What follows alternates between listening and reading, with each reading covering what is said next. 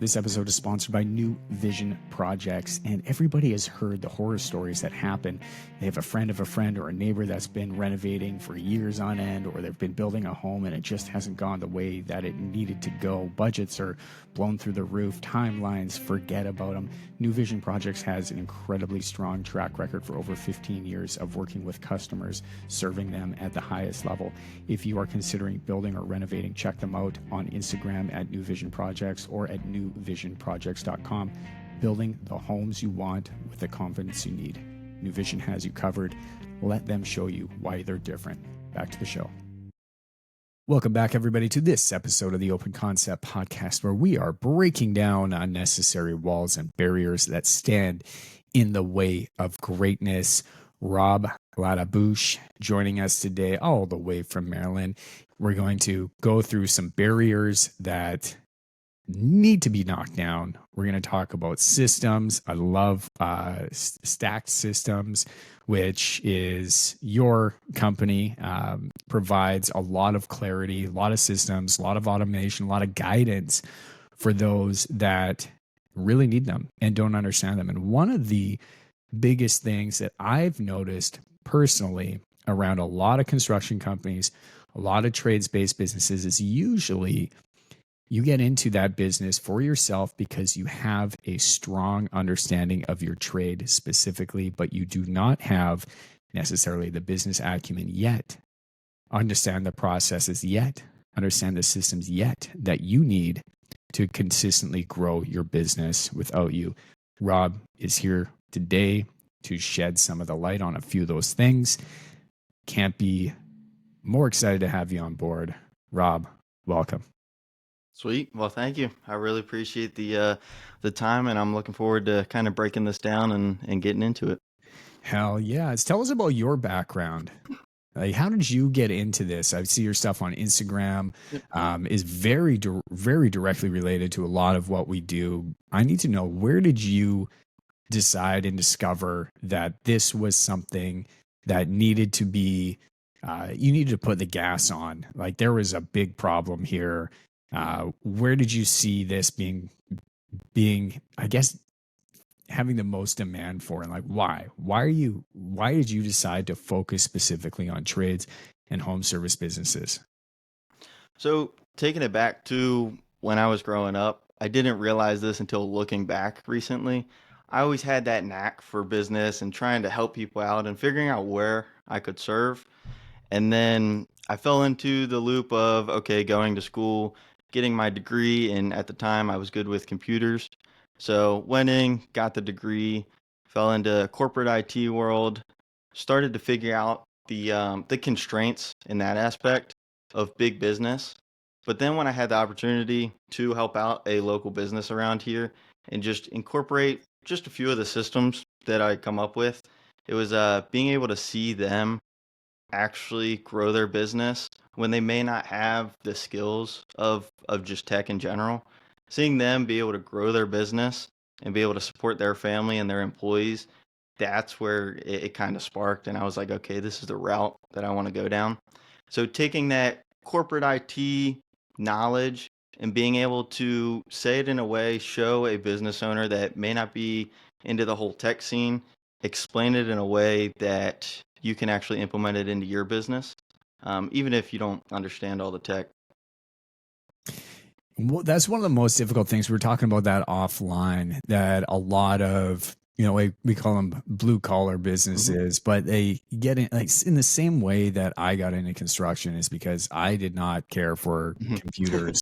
It was not my jam. I didn't really like math. I didn't really, know much about anything, but I knew how to work. I knew I could use my body. I knew that I could use my skills. I know I could show up. I know I could push a broom. And then eventually started learning this skill of working with my hands. And that became a great way, a great escape Hmm. from having to focus on tech and computers and systems and everything that you're talking about today. And wanted to go in that direction. And it wasn't until I decided to put on my business owner hat that it Yep. became very apparent that that skill set needed to change. And had to go from this very proud, very, uh, I always thought that I was pretty masterful at what I did. I think a lot of tradespeople are. Because they've spent so much time doing what they're Hmm. doing. They're perfectionists. They want to do a great job. They want to, keep a clean job site. They want to keep their customers happy, but that's only going to get you so far. And Yep. a lot of business owners, specifically in this industry, they have a lot of difficulty handing over and Hmm. delegating some of these tasks because there's this belief that there's nobody else out there that can do their job the way that they can. What would you tell that business owner that had that belief? So you have to make a decision when you get to the point. Once you're at about 1 million a year, you've tapped out the amount of hours that you can spend on the business, and then you start giving up family time. You start giving up other things that you like doing because the business is taking on so much of your time. So you have a decision to make. You can either stay the master of your trade and help out a small amount of people just with the amount of time that you have, or you're going to have to put some of that to the side and begin to learn the business skills of delegation, building teams to eventually help more and more people. So you can make the decision either way. Either way is great. You're helping people, but you're going to be able to help a lot more people if you go down the whole business owner route and learning those skills. And a lot of the people in the beginning, they don't want to delegate because they can do it the best. And I understand that, but you're only going to be able to grow so far with that mindset. So a lot of what we help our clients with is changing the mindset around owning a business and getting that time freedom back, is starting to implement executive assistants into their workflow so that way they don't have to do the admin work, but they can still spend time with their team doing the stuff that they love, but then they can also grow the business at the same time.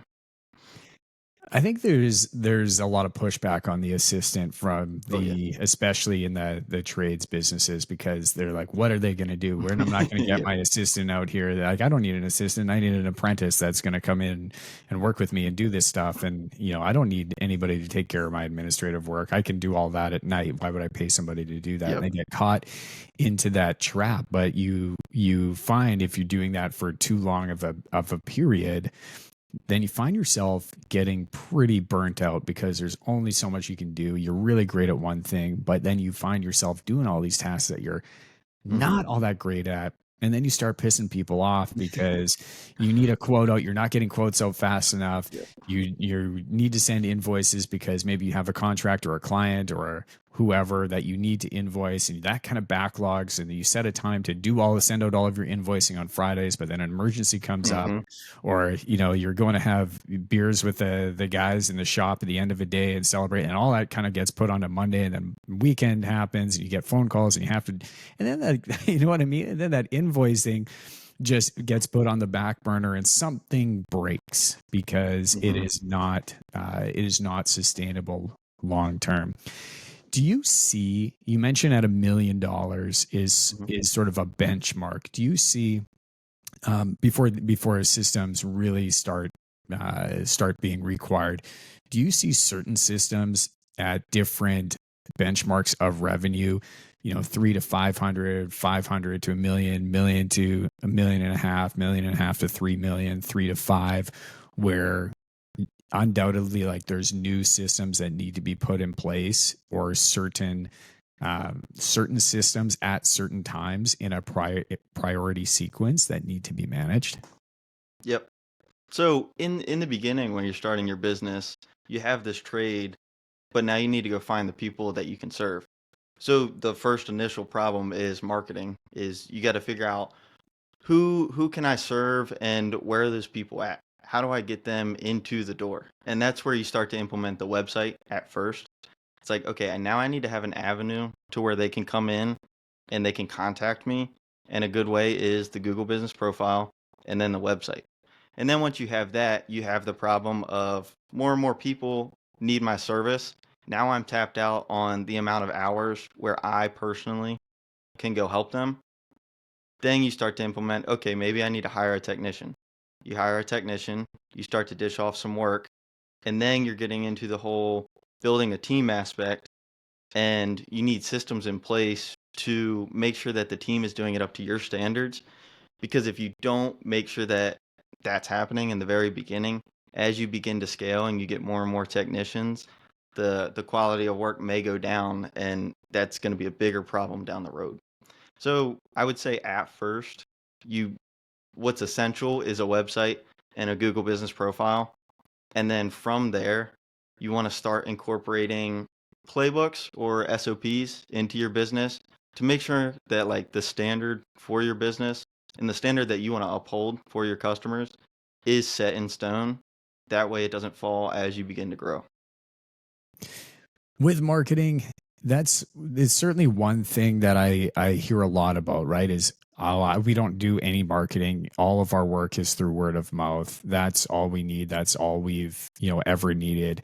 Mhm. And I don't think that that's a great strategy. Whenever I hear that, I always think to myself, okay, you're on it's a ticking time bomb. Mhm. No, because you're going to run out eventually of probably the resources that you have, the referrals that you have. And if you have a great skill to offer, it is your duty to make sure that people know about you.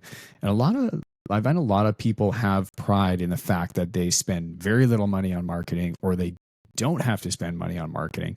And I don't think that that's a great way to scale business. I think that like I said, if you are proud of what you do, you're proud of your team, you're proud of the product that you sell or the service that you offer, it is your duty to get that in front of as many eyeballs as you can. Otherwise, your customers are going to go and pay for an inferior product, and that's not fair to them.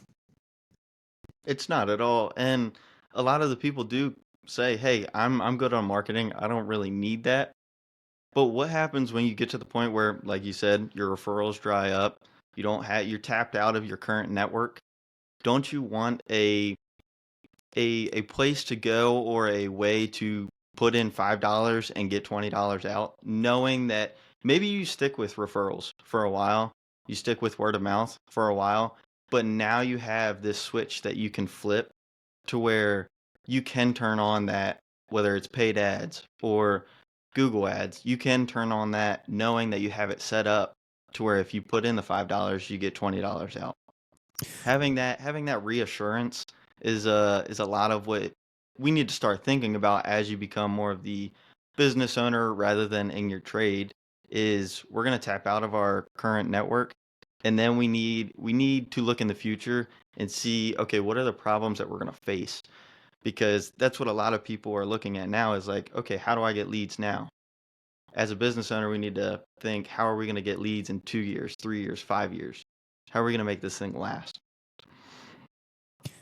Let's talk about standards, because you mentioned SOPs and defining the standards within the company, defining the standards of the company that you want to run. I hold strongly of the opinion that standards are not what you say they are, it's what you accept.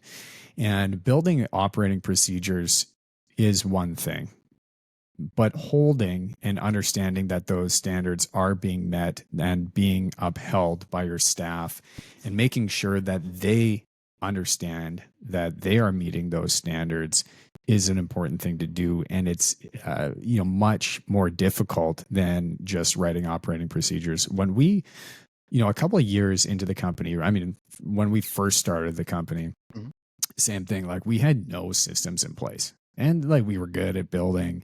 That was it. And we had a few projects on the go, picking up everything that we possibly could. Anybody that would pay us money, we were like, cool, that was slightly aligned with what we did. We just knew that we would figure it out.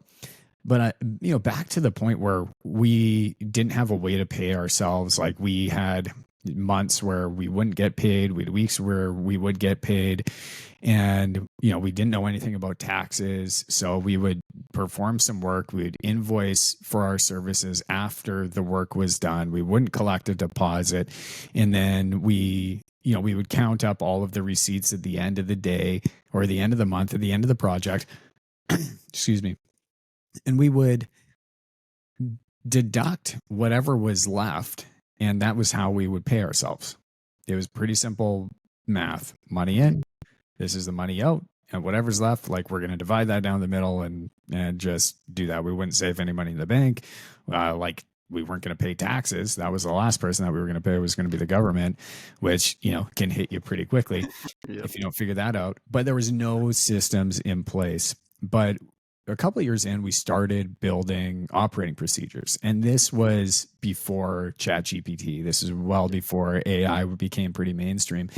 And so there was a lot of thought put into the operating procedures of how things were going to go. The things that we wanted to see, manually typing them out into a Word document, getting them into a PDF, getting them into a playbook. Those now, I think, are becoming commodities. And I think that with the integration of AI, ChatGPT, Claude, etc., it's pretty easy to just prompt the long language model to start building out playbooks for you. Yep. And people are pretty proud of the operating procedures that they can build. But actually taking those, wiring them into your companies, understanding that this is not just something written on paper, but seeing that these are actually being used and monitored and upheld, is a very different thing. Where do you see most of that disconnect, and building the operating procedures? Is there somewhere that people should go, or what should they think about first if they have no systems at all and they're building their first playbook? And then I'd like you to help us out a little bit as to what you see as being the most important thing to making sure that you have eyes on the fact that these things are actually working. And that comes to wherever you are in business, it's a culture thing. As soon as you start off and you have your first technician, it's culture. What are your standards that you're upholding for how you finish a job, how you talk to the customer, that client or that customer interaction? That can be the determining factor between getting 5 more jobs from that customer, or them just walking away saying, I'm not working with that team anymore. And so as you grow, culture becomes more imperative, and that actually allows you to grow your business much faster. But then as you grow your business much faster with the culture, is, okay, how can, as we grow our team, how can we keep that standard that our company lives by? How can we keep that standard alive, and just have data points to measure against, to see if our culture is going down a little bit, if it's doing really well? What metrics are we looking at each and every single month to determine whether that's happening or not? And playbooks, like you were saying with ChatGPT, it's so easy nowadays to go in and say, hey, this is the task that I need to complete. What are the steps I need to get there? Outline it in a nice way to where I can give to my technician. But a lot of the people go in, ChatGPT, type it up, cool, hand it to their technician. There's still that human element that you need within that to confirm, okay, this is the standard that's upheld in our company. These are a few things that I need to add to it to make sure that, hey, when you go greet the customer, you're to say this, and this, to make sure that, one, expectation is set of how you're going to communicate with them. That way they're not guessing as you continue the project. So it's like little things like that ChatGPT may not get, that you need to just reassure that your standards are in that SOP when you give it to your technician. And it goes from the ground up of when you're just starting out and you have one technician, to where you 20, 30. It only gets worse. So if you don't figure out the systems in the beginning, it gets worse a lot fast. Somebody that's looking to build out their first procedure, right? And Hmm. I think I would like you to discuss where they should start as one of the first things that they should do, because I think it's an overwhelming thing, and Hmm. people tend to think too much into things a lot of the time, where they have a process and maybe it's something like, hey, this is how you greet the customer. I need to build a process for that. But maybe I don't build that out first because I don't know how that's going to go into this bigger overarching role, how it's going to fit into like we'll call it the master playbook, how that's going to fit into everything. So do I start with this big overarching playbook of this is exactly how the company is going Hmm. to run? Or do I start with integrating small processes and then over time start developing this master playbook or playbooks for different positions? Because any given position or any given role, whether it's a management role, Hmm. a technician role, there's going to be any number of processes that are going to be involved in that. But would you go and build out the entire role first and say, this is exactly all the things for the role? This is how it's going to fit in with this other procedure? Or would you say just start off small with a single, maybe it's a health and safety procedure, maybe it's a customer service procedure, maybe it's, just how to track invoicing, whatever that may be, for somebody that's maybe knows that they need to build operating procedures for their company, they need to start building systems. Where would you direct them to start if all of that seems very overwhelming to them? Definitely start small. You can, and I get into this trap sometimes too, and I see a lot of people that do it as well, is you want to have everything planned out before you start, when really the way to do it is start and then plan it out. Build the plane as you're starting to fly it. And it couldn't be more true in business of figure out what's most important. What are you doing throughout the day that is important and that needs to be done in a certain way, whether it's sending out invoices or creating quotes. Start there. Say creating invoices is the most important.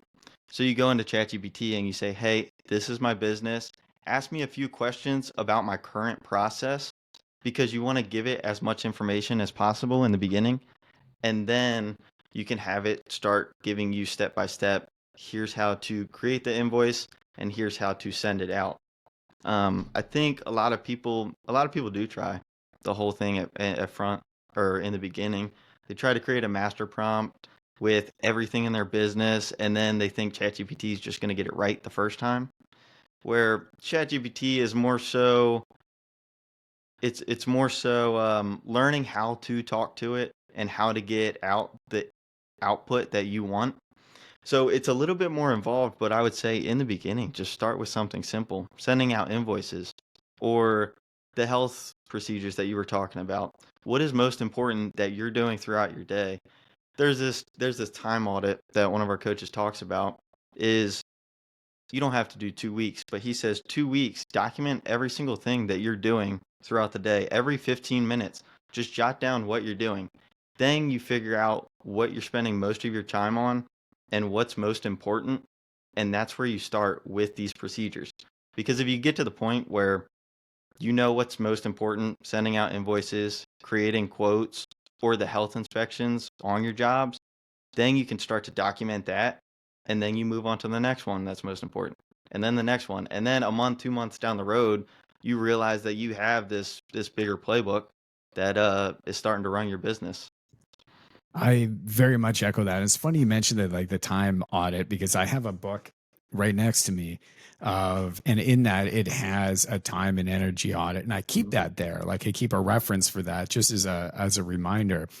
But when I was going through the process of considering hiring an assistant, and again, breaking down some of those thoughts of I don't need Yep. one, documenting every 15 minutes. And it didn't take 2 weeks. Like you said, it was like, Mhm. it became very apparent. Like these are repeat tasks. I'm like, okay, I get it. These are things that I'm doing. I'm running to Staples to get printer ink.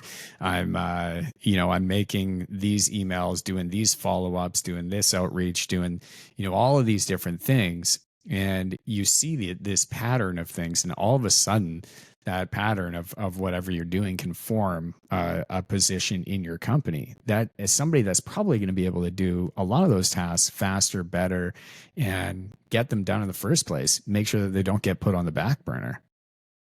Yep. A lot of the clients that we work with, they they think they need to hire another tech when really they're drowning in admin work.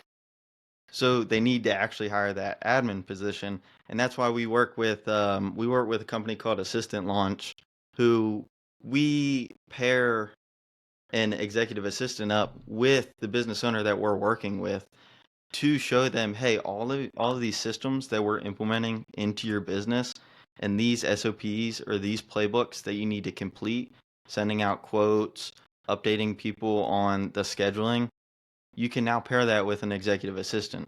And it's going to save you time, it's going to make you more money, and you can spend more time focused on the tasks and the areas that you love doing. So if you can repeat that for our listeners one more Mhm. time, because I think what you said right there, they would probably rewind it a little bit and listen Yep. to that again.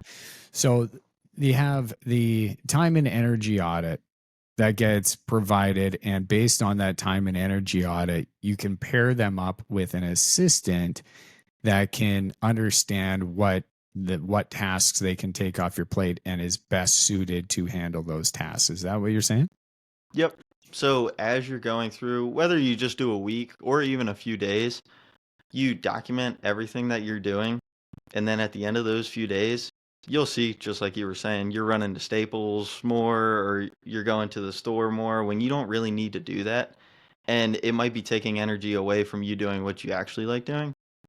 So you document all those down. You highlight in red what takes energy away from you or what you don't like doing.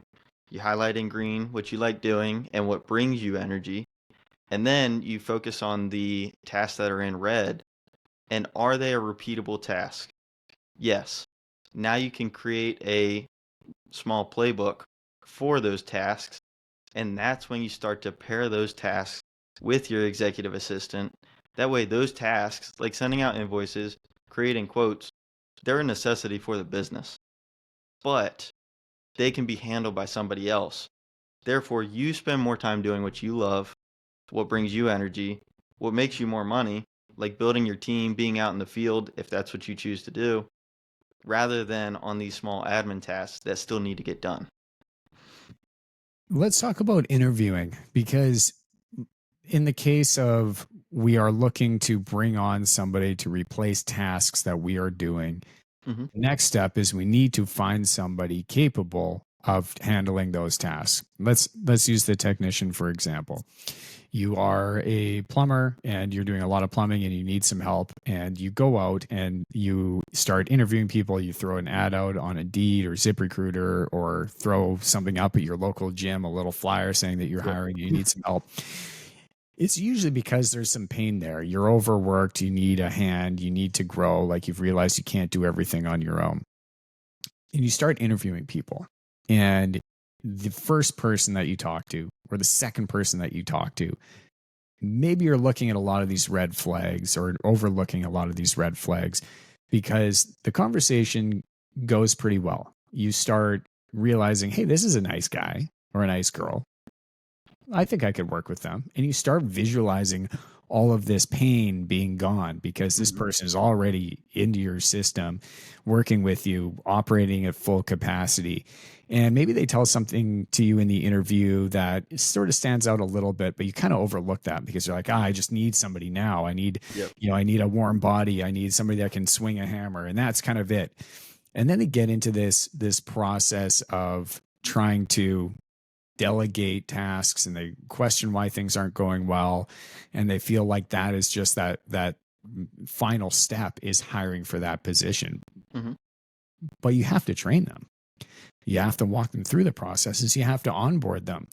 What are the mistakes or the processes that you would make sure that somebody has before they go out to their first interview, or before they hire on anybody into a new position?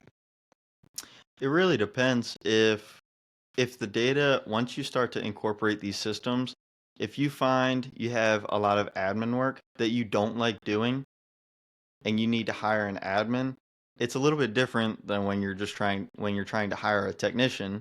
You're going to ask different questions in the interview because an admin needs to be more organized, be very good with the computer, know exactly the communication avenues that you like the best.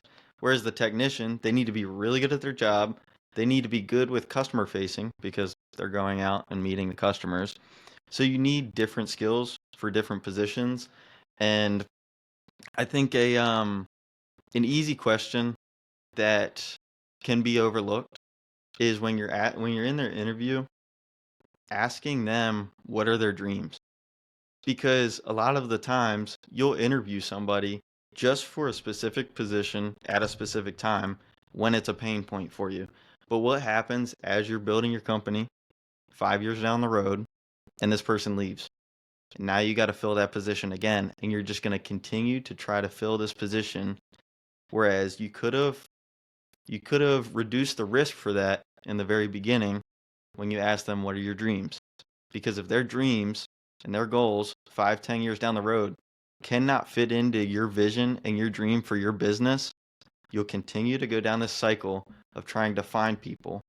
But if your vision and your dream for your business allows their dream to fit inside of it, then you're going to build a company where the culture is the same. They're up to your standards, like we were talking about before. And you're actually building a machine. You're building people that want to work for you, and you're building them. You're building them into better people to where now they go back with their families. They're better people in their community. And it's not just about hiring for a role, it's making sure that they're a good fit for your culture. You can teach somebody skills. If they have a base foundation of the skills, you could teach them skills. But understanding that they fit into your culture and they're going to be a good fit to bring up the energy, bring up the mood around the business. I think that's the most important thing. How important is onboarding that person? What does the onboarding process look like in your world? If this was going to be the perfect process, again, let's use it's an electrical contractor and they are hiring on their first electrician, or maybe it's their second electrician that they're hiring onto their crew. What does the first week look like?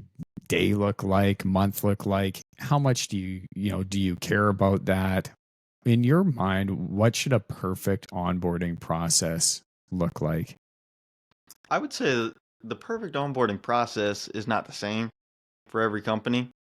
It's going to be different based on your core values. Is one of your core values communication between you and your employee? Is one of your core values family? To where if they need a little break for their family, you want to give that to them because that's what you value. It's focusing on your values rather than can this person do the job. And I'd say making sure that they have a clear understanding of the values throughout the first week really means they're following you around throughout that week. If this is your first employee, they're shadowing you the whole entire time to pick up on those small things of how you greet the customer, how you clean up all your tools after the job is done, how you pick up that one piece of trash that normally people wouldn't see, but your standards make sure that you have the entire site clean, and people aren't going to pick that up from a checklist. It's just not going to happen. So having them follow you and shadow you that whole week, that might be the most important thing that you do. And it sets the standard, like we were talking about before. It sets the standard for how your business is run. I've heard a lot. It's caught not taught. Hmm. It's Oh my often God, what's yes. caught not taught, right? Yep. And so you sit down with somebody, you go over and you say, "Hey, here's the process. This is how you do your job. Here's the checklist. This is how you check check them off your Hmm. list. This is where you're going. Okay, good luck. See you later." And you wonder why things aren't getting done properly, Yep. right? Because you're like, I've done my job. I've given them this stuff. So they have the processes. They know what needs to be done. But why aren't they happening? Why aren't these tasks getting done? Because there Yep. really wasn't that integration process, that shadow process. And so It will often not understand the parameters of what is required. They see it in that checklist, Mhm. but they can't feel it. And like you Yep. can't really integrate into culture just checklists. Yep. And It has to be this sense of um, understanding, seeing it, feeling it, like absorbing it, right? Knowing that the job site has to be a specific way. You can write it out on paper, but until they visually see it and they understand what happens if it isn't done this way, mhm. like they really need that. And Exactly. I've seen And a lot of businesses, have the exact same struggles that we're talking mhm. about right now. Yep. And I see a lot of it where people have that integration period. They think everything's good. And then they don't check on the technician to see, have a one-on-one to see how they're enjoying it, how they're liking it, what can improve within the process. It's once you create these SOPs and you give it to, say, your technician or your new executive assistant, it's always checking in, whether it be once a week, once a month, making sure that are the standards still there? Do you like what you're doing? Checking in to make sure that it's actually working out, and their their needs are going to change as they grow. And I think a lot of people think, okay, I have this person in this position, I'm good to go. I don't need to worry about anything else. And being a business owner, you need to check in on your team, not just work wise. You need to check in to make sure that their dreams are still aligned with the vision that you have for your business. And at the end of the day, just serving people. Well, how do you serve people? You serve the person that's in front of you and make sure that they're good to go. How often should that vision be revisited? I would say I would say every month. I mean, I look at mine every single day. We need to know exactly where we're going, and one of my coaches says he has it up in his offices every single day. That way, people can look at that and start to get to the point where they're like, "Man, this guy brings up the vision so much." But then it gets ingrained in their head and they're like, "Okay, we have something to shoot after every single day." They get up excited on a holiday to work, if that's one of your values, to work on a holiday, or if it's their birthday, they still want to come because they have the vision. They know the vision that they're going after, and that vision allows them to get to their dreams much faster.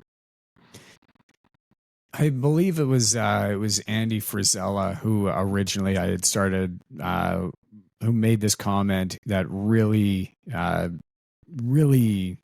impacted the way that I thought about things, is the way that he led his team. And it was something I listened, it was a handful of years ago. And he talked about how he opens up his team meetings that he has every week. In every single meeting, they open up with a recap of their values, recap of their mission, right? We are here, before we get into this, a small example, our mission here is to put 1 million roofs over 1 million heads. Our Mhm. values, our core values are basically 4 key values, right? We love it, we do it, we own it, and we lead it. That's awesome. And when we open up team meetings, those are the values that I want to instill, so that people over time, they will continue to repeat that. They will continue to understand that. It may sound boring, but I think at Mhm. every team meeting, if you're able to recap and anchor that meeting in those values before you go ahead with the agenda that's in front of you, is going to be really powerful. Because I think a lot of companies' values are really just words that are on a wall somewhere, but nobody reads them. They Mhm. walk past them so many times, they don't even bother glancing over them. And Yep. everybody, it's like, they're right there. Why don't you know them? If you were to question them, if you were to walk into somebody's business and say, can you define the core values of the company Mhm. that you work for? They probably wouldn't be able to tell you. I would say probably 9 out of 10 businesses, their employees would not be able to tell you what those values are. But by anchoring those values at the beginning of every single team meeting, why we're here, what we're doing, appreciate your time. This is something that, this person did today that really exemplified this key Mhm. value, is really going to start to build that culture and that language around those values that you are trying to build as a culture inside that organization. Yeah, and I think you made a really good point of the people that are being a good example of your core values, you're giving them praise around everybody else. You're doing it in meetings around everybody else to show, hey, we see you and we know that you're doing a good job and that you're upholding the values that we set in this company and we appreciate you. And I think that goes a long way. It's way more valuable than any metric that you can track, but it's noticeable within a lot of businesses, and I'm sure you've seen it in yours. Yeah, I think critical feedback or, criticism, you take that term however you want, but Hmm. that critical feedback, that may be best handled in person, but praise should almost always be handled in public so that other people can see that. Um, Maybe not every case, but I certainly Hmm. think that it's powerful if you are recognizing team members in front of other team members so that they see that, hey, this is an example of a job well done. This is an example of what the ownership group or the rest of the team should be Hmm. looking up to as a benchmark. I think it's incredibly powerful. Yeah, I 100% agree, and I'm gonna take some of that back to my team because I have not been a good job or doing a good job of every single meeting reinstating the values and what we're going after. I do it more so weekly or monthly, and that's a standard I like to incorporate. Hell yeah. I mean, you've been working with a lot of business owners. What are some examples, like tangible? You can leave the names out, no problem. We don't need to throw Mhm. anybody under the bus here. But what are some examples of situations that you've run into? They've come to you and they said, Rob, you know what? We have a problem in our business. This is the case. And maybe it's not a problem that maybe the problem that they thought was a problem wasn't actually a problem. It was a different issue altogether. I see that happen all the time when you start asking questions and you start understanding more about the problem. Do you have any examples of somebody that has come to you with a problem that you've been able to work with them to realize, hey, you know what? This, in fact, isn't a systems problem, it's a people problem. Or Mm. is this actually, is this it isn't a people problem. Actually, you just don't have the system for this. So you have no way of actually balancing what this person is doing against anything, or you just straight up you don't have a big enough vision for this employee to stick around here. Do you have any specific examples of customers that or clients that you've been working with, business owners that have come to you with these types of scenarios and these types of questions? I'd say not specifically on a an employee is going to leave. What do I do? How do I refrain from like them leaving? More so, here's a problem that I'm facing. I need a new website. Well, then you start to ask, well, why do you need a new website? Well, it doesn't look good, but does it convert? That's the main thing we want to ask is yes, your website might not look the best, or you might have a beautiful website, but does it actually convert visitors into people that you can reach out to, into leads? Because that's what the business relies on. So things there's another example. Uh one of our clients was housing everything on his phone, all of his Hmm. client interactions, all his client information, phone numbers, emails. When he was going to reach out to the people, he didn't have a CRM or a customer relationship management portal to where he could see where that person is in the process. It was just kind of in his phone. And I asked him, I said, what happens if you lose your phone? What happens if your phone breaks one day and it just doesn't turn back on? It's like, is everything backed up in the cloud? I would hope it's backed up in the cloud, but the odds are it's probably not. So, do you have a central location to where all your business information is at? Because if you don't, then you're getting into the whole tech debt or IT world of your whole business goes under if you lose this information. And it was a problem where he didn't think it was too big of a problem when we first brought it up, but then showing him if you don't understand where all your data is and is that data actually working for you, then you're going to run into much bigger issues down the road. And even with that, it's your technician doesn't know what's going on in the business because it's all on your phone. But now if you have a CRM to where weekly emails go out of here's the status of every client that we're working with. That way everybody's on the same page rather than them going to one job site because you tell them to and then need to hop over to another job site. They don't have any insight into what's going on in the business, and it just can't be run from your phone just in one notepad. I got a story. Will diverge a little bit here, but to the phone point, Hmm. I had bought some Bitcoin. I don't know, many number of years ago, 8 or 9 years ago, and I had it on a platform in a wallet, and the way that I was accessing that wallet was through my Face ID, right? Which is like a great way to do it. I've never had an issue. Camera in my phone stopped Yeah. working. The front facing camera defaulted. And so I had to take that phone into Apple. And then all of a sudden I couldn't access anything. And I was like, oh man, what did I do? What are the passwords? And it was, Mhm. and I'm looking online. How do I access it? And it's like, well, no, you need your 12, character answers here. I'm like, I didn't set any of that up. This is years ago. Like, I don't remember any of that. And it Mhm. very specifically says, no, like you need to make sure that you write down these 12 things on a piece of paper and how is it? And it says it very clearly. Like, if you do not have these phrases, then you will forever lose all of your crypto and it'll be gone. And that was like just a very it was a very scary moment Mhm. when just this breakdown of technology, like you lose the phone all of a sudden. Oh no, like what can you do? It's just not scalable, right? Mhm. Whereas, okay, you have those passwords, you have them saved, and this is a very different example, but Mhm.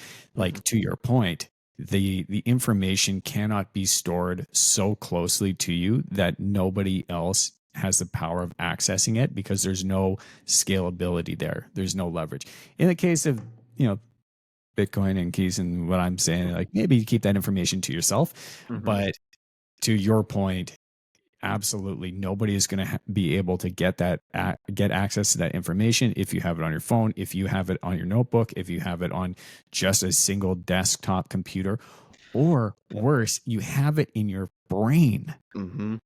And I know a lot of people that will store information. They will have conversations that they've had with clients that is in their mind, and they will have information that the conversations that they've had with subcontractors or suppliers, and that is in their mind, and there's zero reference point, there's zero notes on that file, there's zero recap of any conversation, and it always comes back to, well, where's the proof? And you're Mhm. trying to track down, scrambling, trying to find a text message or a random email that you might have that's going to have that information. And I'm like, oh, I think I sent it to this person. I think they had this correct. I think that they had this, spec that they needed or whatever that is. But it's not scalable, nor is it reliable. And it, No. and it, and at best, you're going to get lucky and get by the skin of your teeth. At best. And that's where it comes to the whole SOPs that we were in playbooks that we were talking about earlier is do they have a task where every single time they have a communication with the customer, it gets updated in the central location, or you tell it to the executive assistant and they upload it into that contact. That way you can go to the contact, you can see a clear list of notes on how everything's been handled with that customer to where anybody can pick up at a certain location. Because a lot of the business owners that I talk to, they have one, two, three employees. Some have 10. What happens if you need to take off for the day? What happens if you need to take off? Family emergency. Can the business run without you? Because if it can't and it's relying on you, it's a big bottleneck that's going to bite you down the road. You're familiar with the theory of constraints? Relatively, but I'd like to hear your perspective on it. Theory of constraints, the best book that I've ever read on the theory of constraints is called The Goal. So for anybody listening that is interested in that, I recommend that. I like the audio book because the way that they tell the story, they have different voices for the different characters. But it was a book that highlights the theory of constraints, which is essentially if there's more pressure put in one area, then Mhm. it will overload the next area to be able to produce that. So often it's like sales or leads coming in, right? And then it comes into sales, and then it comes into production, and then it comes into finance and customer service. So if you don't have any leads, your only constraint in business is leads. But if you have way too many leads, and you don't have the ability to actually follow up with them, to produce them, if you don't have that, then that becomes a bottleneck, because if any more leads come in, you're going to be completely overwhelmed. It's going to destroy everything else. It's going to destroy your customer satisfaction rate. It's going to overwhelm your team if you don't have a way to manage that. And then if once it gets down into production, actually doing the damn thing, if you have more work than you can handle because your sales are dialed, and then you can't actually produce the work that you need to, then that production, that bottleneck becomes, or for production, then becomes a constraint. So you need to really widen that gap, and you need to put pressure on making sure that you're hiring so that you can get through the work faster, and so on and so forth. And you can interject whatever that constraint may be. They tell the story through a manufacturing plant. And it was just all of these things going through, this machine starts producing this much, but the staff, they're not making any money. The staff start moving boxes closer to the machines, counting the steps that they're taking, the time that it's taking. Then they start, to produce, and then they start, ramping up, and one machine is running really well, but then they have all these orders on back order because this widget over here, they need to actually get this out, so it's not actually doing anything. So then they have to fix this over here, and it was just a pretty unique way. And I read that, and I was just for weeks going through the business, like looking for constraints. Where are the problems that I need to solve? Like, let's go and make this happen. It was fired up. I recommend that anybody read that. But pretty quickly, once you understand the constraints that you have, if you can tie that back into a process like you're talking about, highlight that pain point, and then start building a process for that, challenging that constraint against that process, and collecting that data to see if that's working, there's some real power there. That's real. I like how you put it, taking the constraint and the process that you've created and making sure that you have a metric, the data behind that, to see whether it's working or not. Because I feel like a lot of people can say, I implemented a system and I'm good, I don't need to worry about it anymore.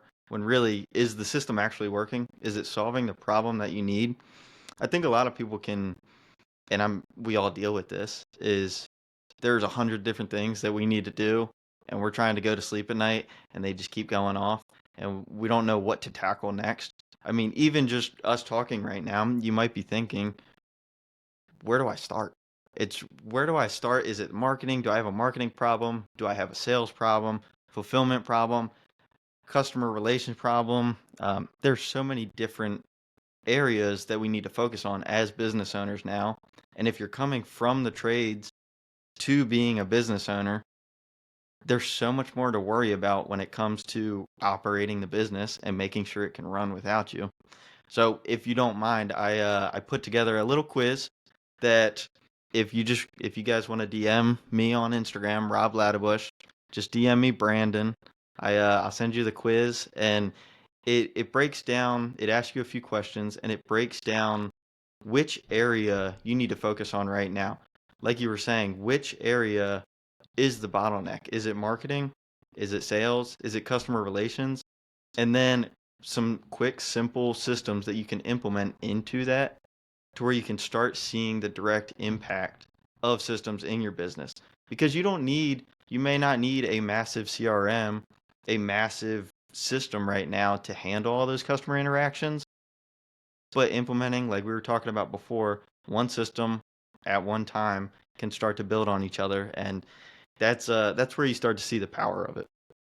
Love that. When we were talking about, in our company, we had a team meeting when we were talking about AI and how we were going to adopt it into the company. And you're talking into the faces of people like, I have one guy who's like, I just hope I'm retired. I'm lucky I'm retiring in a couple of years because I just want to get through this chaos and not have to ever deal with this. Into the guys that are like, I didn't get into construction to deal with AI, but inevitably everybody will using it, or will be Mhm. using it. And so, but getting them used to the idea of using it on a regular basis was something that we had to roll out and cheer for as people were continuing to use it. And it wasn't asking for a number of hours a week to be using this. It's like, let's just interact with ChatGPT for 2 minutes a day. Mhm. If you can do that, firstly, like open it up, use that. Just start getting used to it and comfortable with it in the same way that I would encourage people to start playing with the idea of building processes and building systems. It doesn't need to be overwhelming, because you get caught up, or a lot of people get caught up in the overwhelm of everything that you just mentioned. We have a lot to deal with. Mhm. If you want me to identify the problems in my business, I have a lot of problems. So where do I start? Well, it Yep. just starts with one. It doesn't really matter which one, but just start with one. And then that becomes repetition. And then that becomes your default over time through repetition to look for processes that need to be built in your business. And then you're going to start discarding the ones that don't work. And you're going to start replacing them and updating them. And you're going to keep them for record. And then all of a sudden you have, over time, if you have 12 weeks and you're putting out 2 new processes a week, which isn't very much if you're new to business, all of a sudden you have a couple dozen new processes Mhm. that you can feed into a model like ChatGPT or Claude, things that we didn't have when we started building out playbooks, which is crazy. But we're here. Feed them that information, and they can help be your partner. They can help be that agent between yourself and your thoughts to help you organize that. And it does a pretty damn good job. For those people that you said starting to incorporate it into your business, for those people that are like, okay, how do I do that? Whether it's the 2 minutes a day, would you have meetings with your team and seeing, oh, how did you use it this week? And starting to have that reward system and getting people excited to share with other people how they used it and how different ideas on how to incorporate it into the business? Dude, I think you're really going to like or I think our listeners are going to really like some of our feedback loops. Our Hmm. feedback loops are as simple as throwing a thumbs up emoji into a Slack chat just to know that it's been done. Right? We had I was giving away to our staff. It was just it was a challenge. You needed to read. I think I kept it pretty simple. It was like 15 minutes of exercise a day, and you read 10 pages of a book for 30 days, and you're going to get $500. All right. So it's not a huge amount of money, but it's Mhm. also not a huge amount of effort. And dialing it back to like, oh, and then the only kicker was you had to report it. The only kicker was the feedback loop. And that feedback loop was a thumbs up emoji into a Slack chat. And if you did that, you could walk, you could run, you could do whatever the exercise was, play frisbee, play pickleball, like whatever you want, 15 minutes a day, every day, Monday through Sunday. And you read 10 pages a day of a nonfiction book, and you threw a thumbs up emoji, that was enough to make some extra money. Ask me how many people completed that. I'd say it's quite a bit. Zero. Really? Zero. Really? Because you know what threw them off was the feedback loop. The idea of like, okay, I have to go and do this, but I have to throw that thumbs up emoji Mhm. back in. Like that was part of the deal. If you weren't reporting your progress, Mhm. then you weren't going to be able to qualify for what it was that we were offering. But as soon as you start getting that feedback loop from other people, then people will be like, yeah, I did it too. Cool. Here's my thumbs up. Yeah, I'm done. And then that chat starts happening. Cool. Well, what book are you reading? What did you learn? Oh, awesome. But then it's just this momentum that you start getting. Mhm. But that first month that we did it, there was a lot of trouble there. And that became understanding that it was an issue of discipline. And I was like, okay, well, how do we do this? What are the systems that you're using? Like, I got caught up. And I'm like, Did you set an alarm in your phone? Mm-hmm. Did you set yourself a calendar reminder at the end of the day that's going to alert you? Like, there are ways to get around this, to remind yourself to do these certain things. But it was, and this was a number of years ago now, but this was like this little feedback loop. And then that became this idea of, okay, well, I need a system to remember to do these things. That system, as small as putting an alarm in your phone to get that done, putting an alarm in your phone to wake up 20 minutes earlier before work, whatever that was, like, that's up to you. But you need to build these systems to make sure that you're staying accountable to doing these few things. Oh, well, I couldn't get to the bookstore. Okay. Well, do you have a Kindle? A Kindle, you can go and buy a used Kindle for $70 and a book for $10. If after 30 days you're going to make 500, do you think that that's a good investment? That's 5 times your investment. Sounds pretty good to me. All you have to do is read. And even with that, you get to take that learning with you. It seems like a win-win. But it was that breakdown in systems of accountability to themselves where they started to fall short. It goes back to building people. It's none of that had to do with their trade and what they were working with. Zero. Eventually it would kind of spill out into that. But you're building people, you're building your team, and I guarantee you that if they do that, yes, they'll feel better about themselves, about their work, about your company, but then also the ripple effect of their families, their friends, the people that they surround themselves with. So I really like that. That's cool. Let's make an extra $500 a month. Yeah. Think about what you could do with an extra $500 a month and be healthier and be smarter. It sounds like a win-win. Yeah. And be more disciplined. But back to my point, without the systems, without the accountability or that feedback loop that things are being completed, that's where that's going to fall short. That's where those systems go out into the field. They end up in the back of a truck somewhere, or in a binder, or in a Google Drive that nobody's going to open to reference.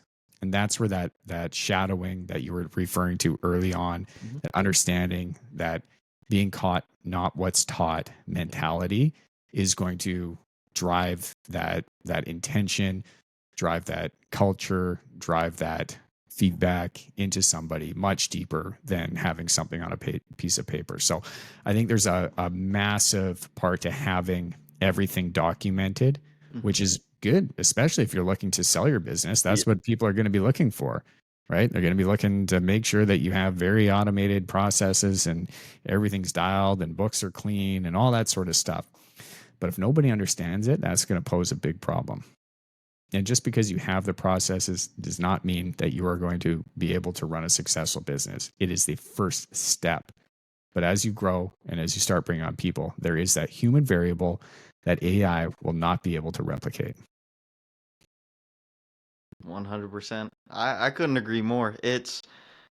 Yes, we'd like to incorporate automations and systems, but at a certain point that it's not going to replace people. You need to build the team, build the systems.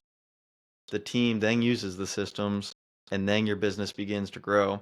So that way, if you wanted to sell, like you were talking about, great, it's going to sell for a lot more. But if you wanted to take a step back to work on something else, your business can now run without you, and you're not the bottleneck of the business. I love it. Rob, thank you so much. Where can people find and connect with you? Can you let them know one more time where they can find that quiz? I'm personally going to take that. I'm going to send you a message. I want to take that quiz. I'm curious. Where can people find you if they want access to that? Most people on Instagram, Rob Ladabouche. I'm sure it's in the show notes on how you spell that.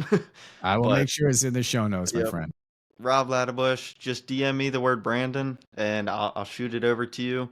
But all the stuff that I post about is just about systems, how to incorporate them into your business, how to shift your mindset on incorporating automations and systems and AI into your business, and how to get people underneath of you to adopt it as well.